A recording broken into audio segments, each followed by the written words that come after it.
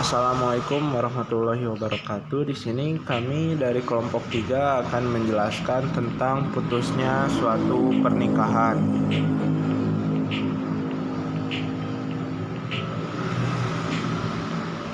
Anggota kelompok kami beranggotakan 3 orang, yaitu Bitari Rojwa, Azmi Afif Al-Ghifari, dan Ajeng Novita Rahmawati.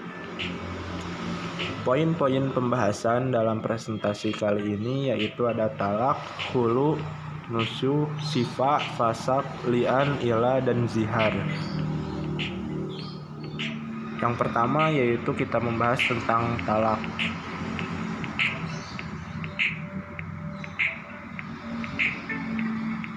Talak sendiri secara bahasa yaitu melepaskan ikatan. Namun secara istilah, talak berarti melepaskan ikatan pernikahan dengan menggunakan lafaz talak atau semacamnya. Dasar hukumnya berasal dari Al-Quran surat Al-Baqarah ayat 229.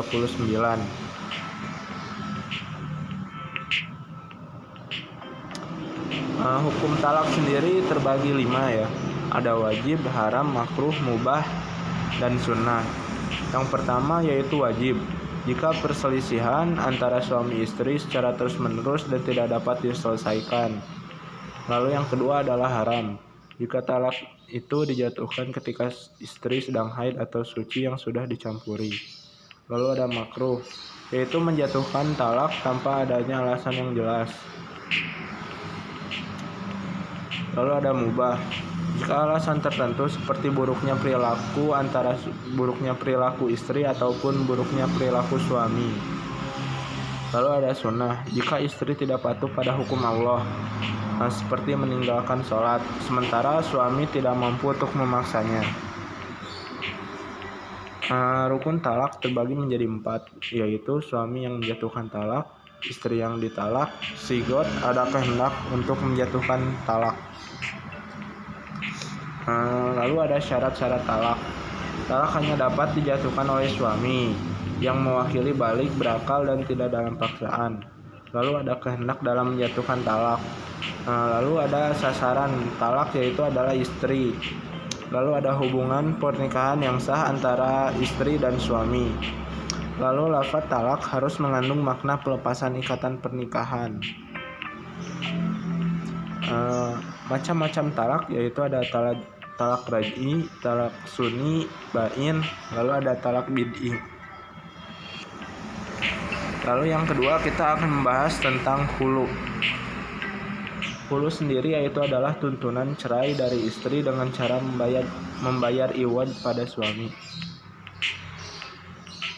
Lalu yang ketiga kita akan membahas tentang nusyuh, sifak, fasak, li'an, ila, dan zihar. Yang pertama yaitu nusyuh. Secara bahasa, nusyuh berarti tempat yang tinggi. Namun secara istilah, nusyuh memiliki arti ketidaktaatan istri terhadap suami. Menurut sebagian ulama nusyuh juga berlaku pada suami. Lalu ada sifak atau perselisihan. Jika tidak sampai terjadi kekerasan dan caci maki, maka hakim dapat memerintah keduanya untuk berdamai. Namun, jika sudah sampai taraf kekerasan dan caci maki, maka mengutus 2 orang hakim juru yang mewakili masing-masing antara suami dan istri. Lalu ada fasak, yaitu melepaskan ikatan akad atau menghilangkan hukum akad dari asalnya menjadi sedia kala. Fasak berarti pembatalan pernikahan, sedangkan talak mengakhiri pernikahan. Fasak dapat terjadi secara otomatis merusak akad pada kondisi tertentu. Fasak tidak mengurangi bilangan talak, sementara talak mengurangi. Li'an adalah suami menuduh istri berbuat zina tanpa menghadirkan 4 orang saksi. Suami tidak mengakui anak yang ada di dalam kandungan istrinya. Lalu ada ila.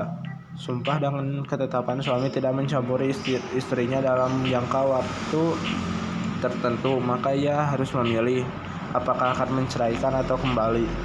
Lalu apakah ia memilih kembali jika kepada istrinya, maka ia harus membatalkan dan harus membayar kafarat. Dalam hal ini jangka waktu yang dimaksud adalah 4 bulan. Lalu ada zihar. bukan merupakan perbuatan bercerai. Ungkapan ini sengaja diucapkan oleh suami dengan niatan mengharamkan istrinya dari diri sang suami. Ungkapan yang dimaksud adalah kau bagiku seperti punggung ibuku. Zihar sendiri secara bahasa berarti punggung. Sedangkan menurut istilah yaitu menyamakan istri dengan wanita yang haram dinikahi selamanya atau menyamakan dengan bagian-bagian tertentu yang haram dilihatnya, seperti punggung, perut, dan dada.